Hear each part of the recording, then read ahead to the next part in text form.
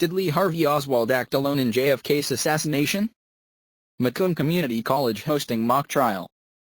53 years ago today, President John F. Kennedy was assassinated in Dallas. On Tuesday afternoon, the issue of whether killer Lee Harvey Oswald acted alone or was part of a conspiracy will go on trial at Macomb Community College. I will be representing the side that argues that indeed, Lee Harvey Oswald acted alone, Judge Carl Marlinga told WWJ legal analyst Charlie Langton.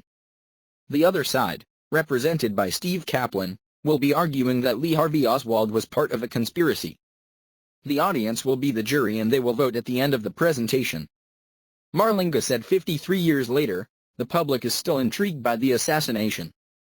It was such a tragic loss, such an awful loss, that people still find it hard to believe that this waif, this loser, this utter nobody like Oswald could take out somebody as consequential as the president, he said. Marlinga actually started out believing the conspiracies, until he looked at the evidence. I started out many years ago because the loss was so great with me, that I had to believe it was a conspiracy.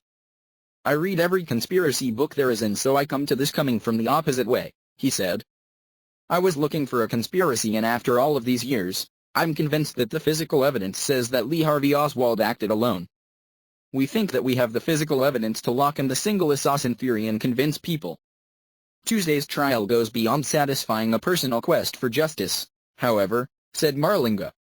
For people of my age and generation, this was the person that inspired many of us to enter politics, and so his loss is still ringing with us over all of these years. But also in terms of American politics, it's important to know the truth of what our history was, he said. It's important to know both our vulnerabilities as a democracy and our st.